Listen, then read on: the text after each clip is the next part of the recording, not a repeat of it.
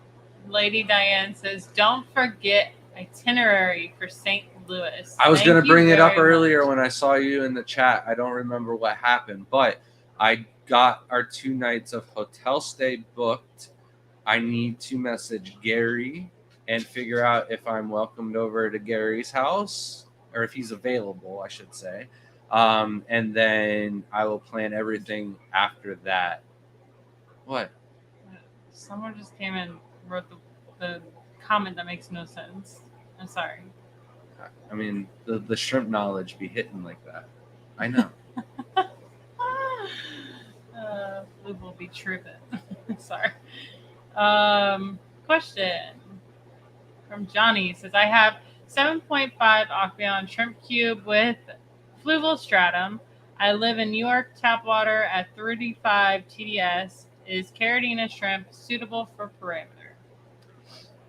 So, if your KH is 0 like Jeff's, then you would need to add in some GH only minerals. Now, this is what I think a lot of people have problems with, is that their GH isn't 0 through the tap water. Like, GH seems to be able to handle and get through the RO system and stuff like that. Oh, I meant GH 0 out of the RO water. I'm sorry.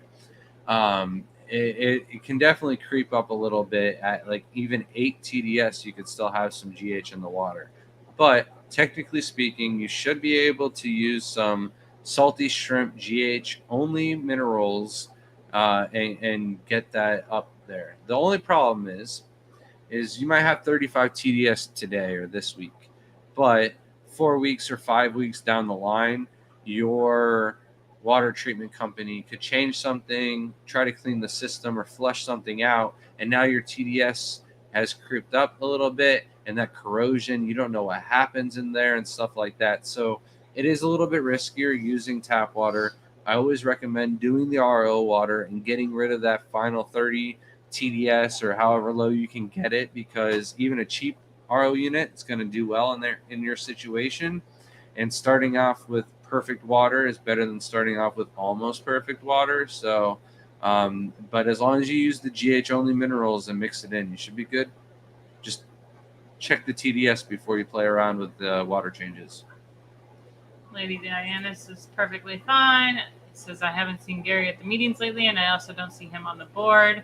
Yes, we know that the situation going on there. I think we just have to find a way to contact him. Do you have his contact information? Yeah, I'm in contact with Gary because he's coming to speak for our club in November. So, but feel free, Lady Diana, if you want to be caught up with We need Gary. to replace some of our rainbows, but we don't have enough tanks. Yeah, I'm just saying I have the one rainbow and the one tank, and I don't want to add more to it because I like everything else in the tank more than the rainbow. So yeah. It's not my favorite rainbow option. So all right, we're caught up on chat.